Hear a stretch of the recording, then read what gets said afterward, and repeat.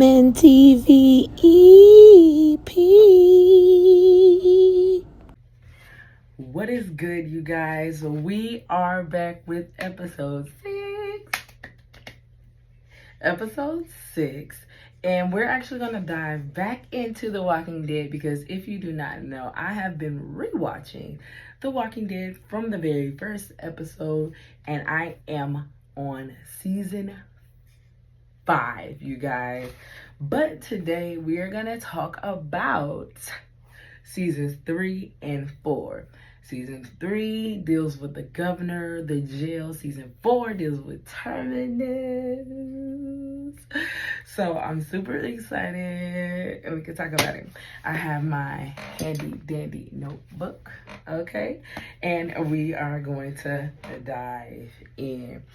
If you have never seen The Walking Dead, please, oh please, do not watch this. I am going to give away spoilers. Do not get into my DMs or into my comments upset at me for spoiling stuff, okay? Also, I want to give a shout out to Angela. Angela and I were having a awesome debate in my comments of my last Walking Dead review video. She is hilarious. She dislikes Shane, but as you guys know, I love me some Shane. Well, I don't love him, but like, I like Shane. Okay, all right. So, let's dive into season 3. Oh, also, yes, different environment here. We're getting it together. Okay, but yes, let's dive into season 3. With this, it starts off with them on the road, you guys, on the road. They're on the road. This is when Carl was about to eat dog food. It was just rough for the crew. It was really rough for the crew, but it showed their development because when they walked in, Lori was super duper pregnant. And we also had Coral. He looks taller. He got the hat on. He has a nice little gun. It was giving. Also, let's talk about Lori being pregnant during the zombie apocalypse. She had the chance to not keep it, her baby, Judith. By the way, yes, we're talking about Judith, but let me land. I think that it was a very selfish thing because they are starving. They were starving. And everybody felt like they had to give her most of the food because she was pregnant. Because you're pregnant, I'm going to give you my little piece of bread because I know that you are eating for 2. Selfish. I don't know if she thought about that. Then also, like, your baby's going to be here. Your baby's going to cry. She also knew that she wasn't able to push out a baby. And if you have a C-section, you most of the time, you have to have another. She didn't think about that. You kind of knew during childbirth that you weren't going to make it. So now you're leaving a starving baby with other people. Don't shoot. Also, season 3 is when we meet Michonne. Michonne ended up saving Andrea when she was on her last leg after the farm, okay? And her and Michonne become click tight. They travel together. They become best friends, okay? And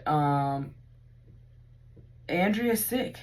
I have no idea how she's sick, how she got sick, but she's very sick, looking like she's not gonna make it, okay? You guys know I don't like Andrea, but I knew that she was vital for us to really be able to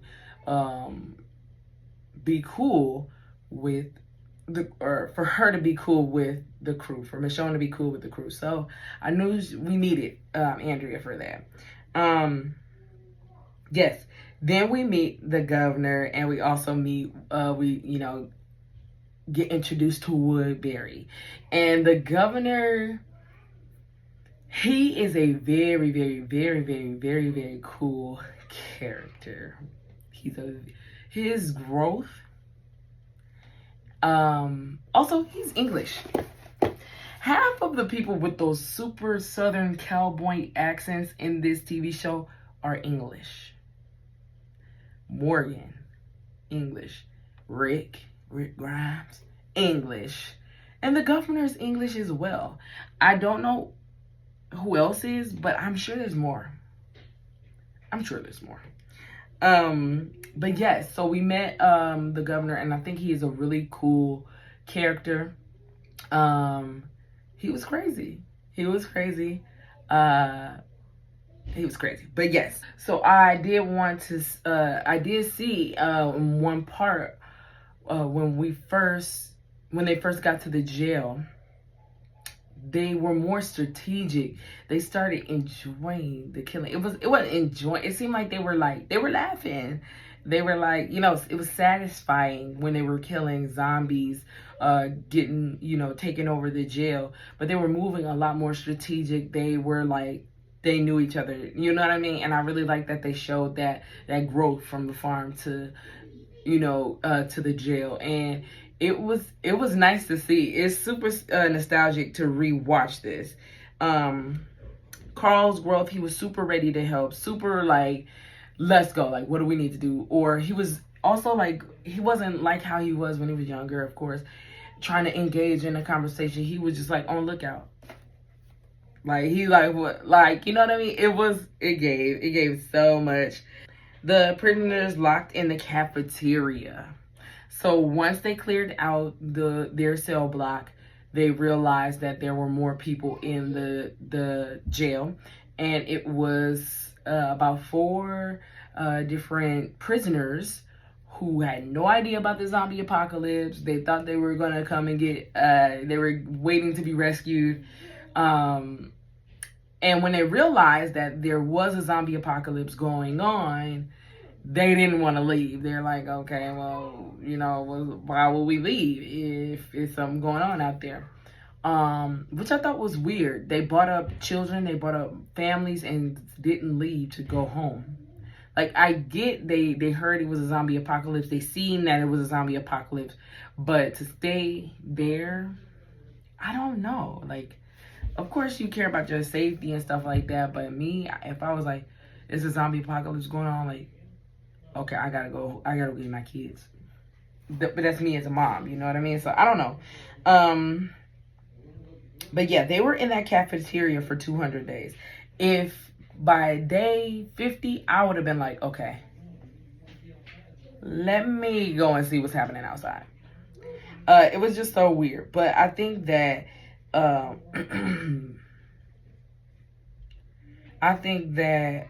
Shane, if he was alive, I think that if Shane was alive, he would have just killed those prisoners. He would have said, like, no, they gotta go.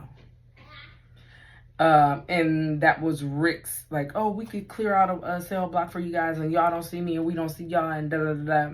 But I think that if Shane was alive, he would have been like, no. And that would have stopped a lot of things that had happened during the jail.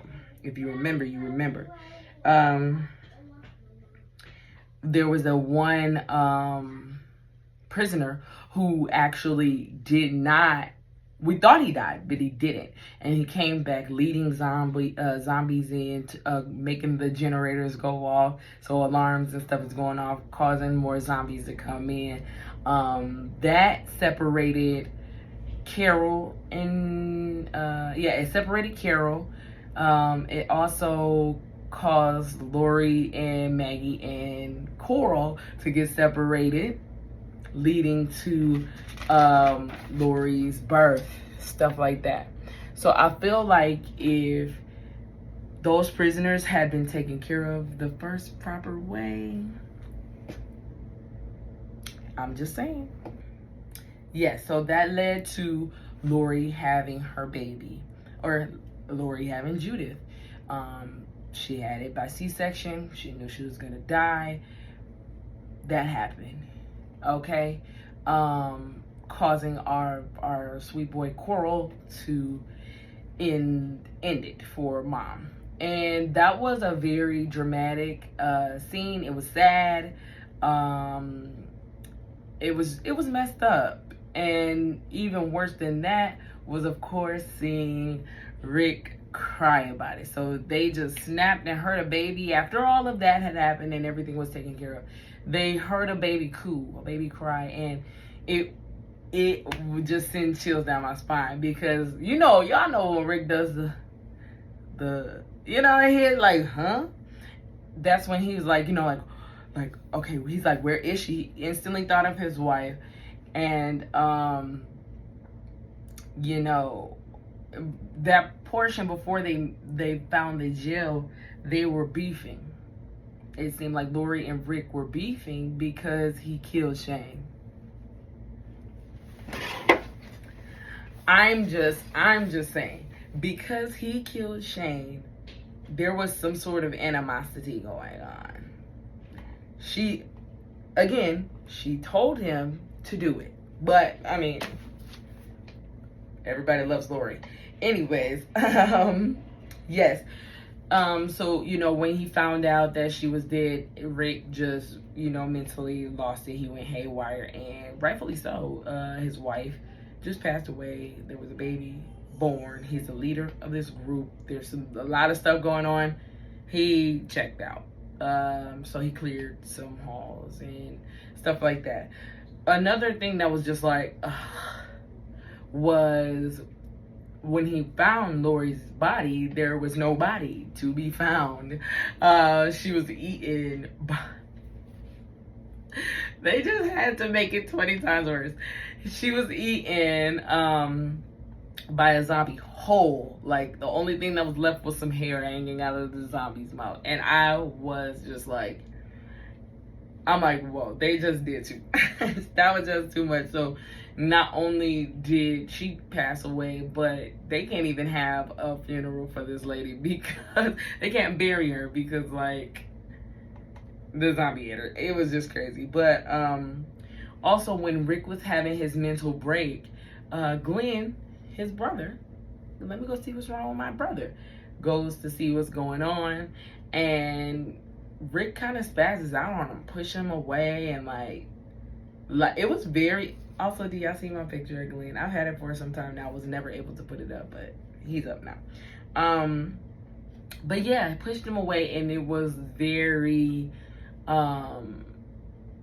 was like, dang, you know what I mean? It's like Rick wasn't really there. He wasn't Rick for a while.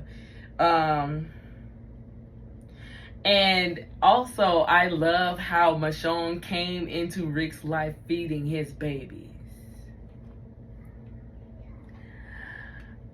Came into this man's life giving, you know what I mean? Because Michonne left Woodbury. Her and Andrea they went to Woodbury, okay? And Andrea wanted to stay with the governor. That's fine. Michonne said, this ain't right, I'm leaving. When she left, the governor sent his homies to go and get her head and her sword. Wow. Which was Merle. That's when we were reintroduced to Merle, and I loved every second of seeing him again. Of course, his little quirky things are, I guess, his racist things that he say, I think it's hilarious because he's stupid. But yes, so we see Merle, and he ends up kidnapping Glenn and Maggie as he's seeing them on a run. So that was a great united, them being reunited. To get, they were being reunited again, and that was really cool to see that. But Michonne seen that happen, and they left Formula. If you don't remember, they left Formula on the ground. And that's when Michonne picked it up. She heard about them living at the jail. She went there because that's, you know what I mean? Hey. And so that's when Rick seen her outside of the gates holding the baby Formula. And it just gives... Also, Luna, my daughter, who is 3, when she sees Michonne, she says, oh, mommy's killing the zombies. I'm just saying, like, I was like, who, Luna, who? And she's like, oh, look, it's mommy. I'm like, I do. People will say I look like Michonne, you know. No, they don't. But yeah, I thought that was really cool. I was like, stop, cause she's gorgeous. But yeah. So her coming into the crew's life, feeding, cause you know, Judith needed that milk. So it was really cool when they told Merle that Daryl was still alive. A joy came over his face. Also, I think Merle is very misunderstood. I think I like the people who are like misunderstood. I really genuinely think Merle was misunderstood, and I say this because it reads that all the time. I think that he says things and does things because he doesn't know anything else, because of how him and Daryl were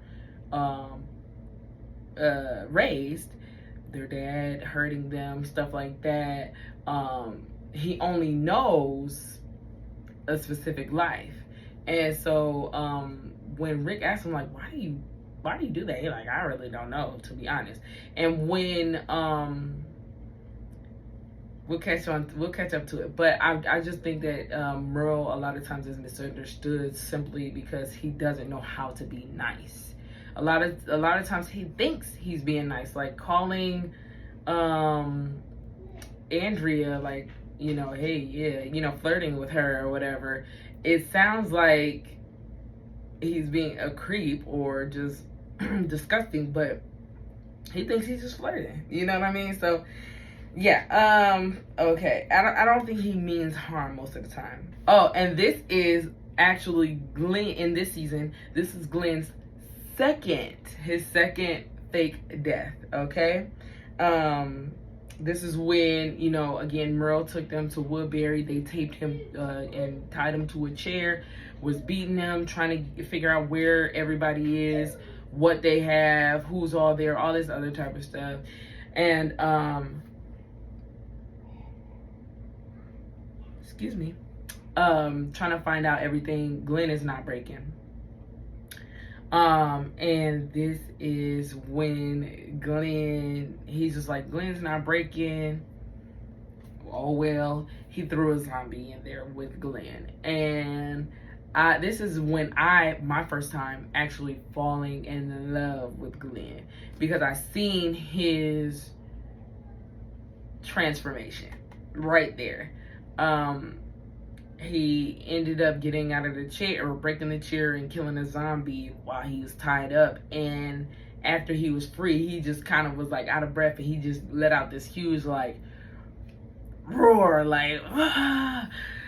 And I was like, Glenn, why is you being crazy, Glenn? Like, it was perfect. I was like, okay, this is my favorite character, because he's getting out of the jams. But that was his second fake death, whatever, and it just, yeah, no. But Michonne goes back. She tells them like, hey, I know where your people are, blah blah blah. They're the ones who left this thing. It was some guy who took them. I want to go back so I can hurt that guy too, and another guy or whatever. So I'll lead y'all over there. She takes them to Woodbury, and they save Glenn and Maggie. Whole time, and Andrea is just acting like she don't know. Is it Andrea? Andrea is acting like she don't know what's happening. Oh, it's shooting, but what's happening? Like, I kind of wanted to punch her in the face, because the whole time you're in Woodbury, Glenn and Maggie is there getting assaulted in various ways. Maggie was being assaulted and Glenn was being assaulted. So it was just very like blah, okay? And very irritating. When they went to go and save Maggie and Glenn, it was also they also told Daryl like, hey, we see Merle's here, he's alive. And when he was ready to go see his brother, Daryl was like, oh, we gotta go back. I can go and talk to him. It was sad, because everybody knows, like, bro, you can't talk to him right now. You know what I mean? So he really didn't want to leave, and it was just, you know, it was sad. That just a quick sad thing right there. This is also when we got to see what the governor was hiding, which was his daughter in the closet, who was a zombie, and he's brushing her hair and her scalp is falling off, and it was just wild. He had his aquarium of zombie heads as well, so that was really cool to see. And we also got to see one of my favorite fights in The Walking Dead, which is Michonne and the governor fighting, and that's how he lost his eye. She stabbed him with a piece of glass. So that was one of my favorite fights for sure. He bust her head into the zombie aquarium juice, and I was just like come on. But she killed his daughter, and it was very satisfying. He just had a whole story like, oh no, oh, he's putting his gun down, oh my god, hey, don't do it. She's just like, shing, what the heck. But that caused a great fight. That also caused his rage for revenge, which all in all, it messed up a lot. It messed up a lot, his rage for to like avenge his daughter. And also right when the governor was about to die, through, you know, Michonne was gonna kill him, Andrea comes and points a gun to Michonne.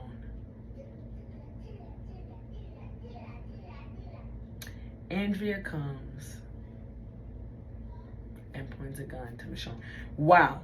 And people wonder why I highly dislike her. Very highly favorably dislike her. I don't know if that makes any sense, but it does to me. So I dislike her specifically for all the other things that I stated in the first video, but this one as well.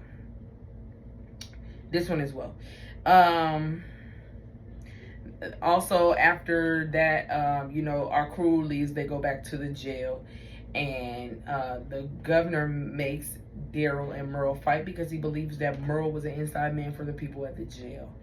Of course, Merle would never do that, so they got out and they escaped. Glenn and everybody just kind of wanted to hurt Merle really bad. They were like, no. And they also said like, hey, he has to go. And Daryl wasn't having that. Daryl's like, I'm not leaving. So Daryl's like, he's not leaving, so if he has to go, then I'm leaving.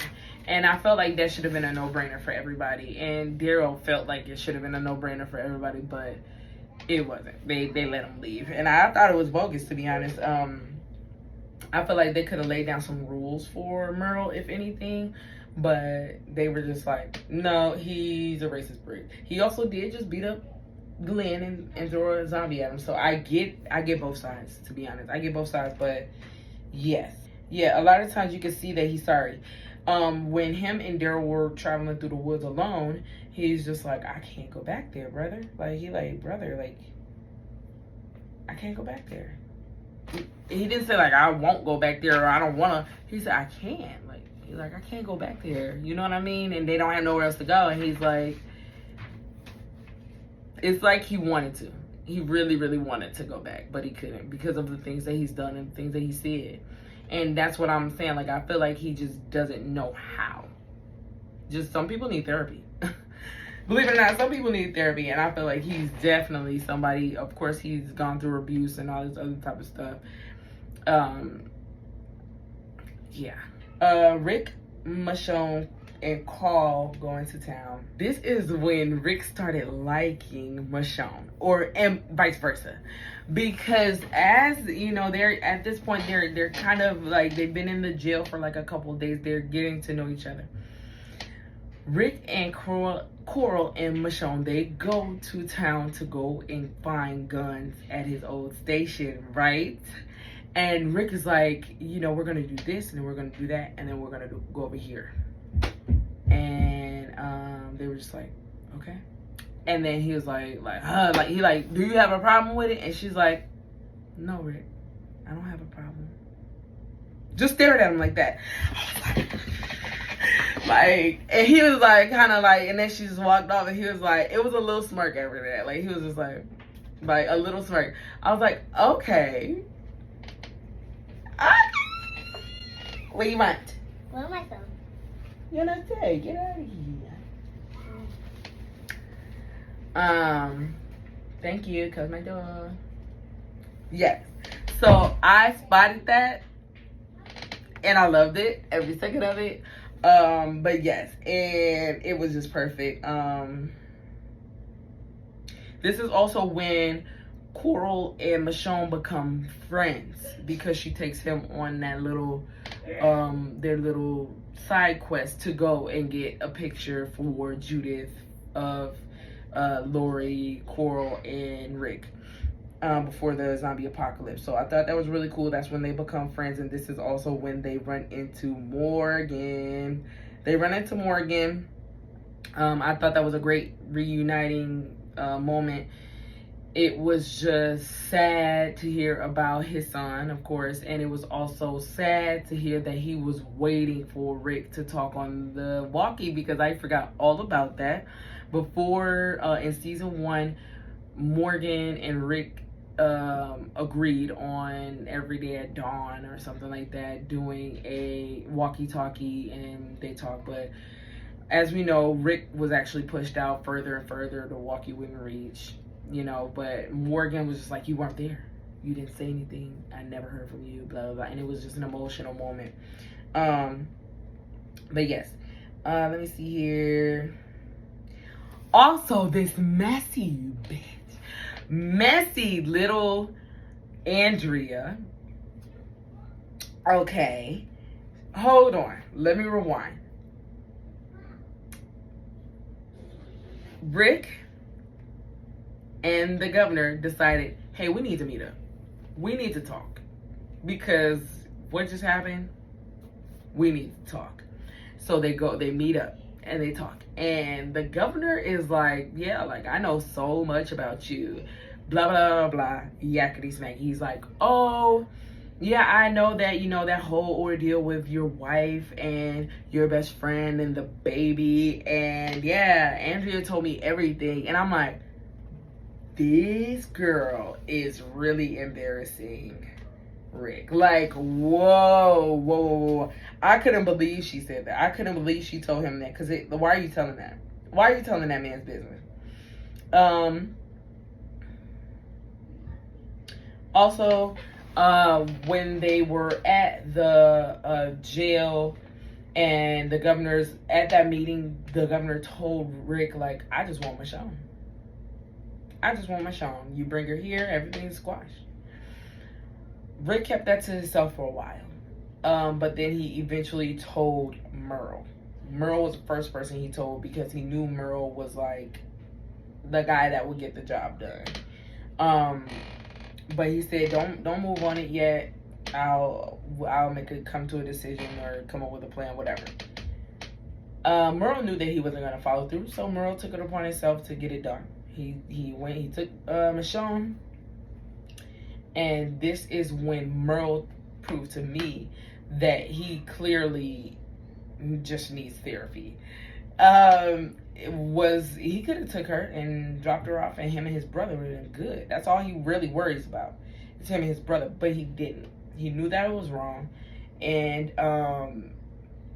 he just didn't. He just doesn't know, guys. I really think Merle just doesn't know how to be a nice person. But he let Michonne go. He let her go in the middle of nowhere, but he let her go. All in all, he let her go, and that's also when he went back to that meeting spot and took out half of the governor's, like, real shooters. He died during this process, but he took out half of the governor's shooters. Just saying. I was like, okay, Merle, he did his big one on that. Also, Daryl seeing Merle as a zombie. That's what Daryl does. He does that. That was so sad. Just seeing Daryl just sad. It's just, I'm like, oh my God. Oh, it was so sad to see that. And that is also when Andrea dies. So season 3, I was happy. All in all, I was super happy. Couldn't have turned out any better.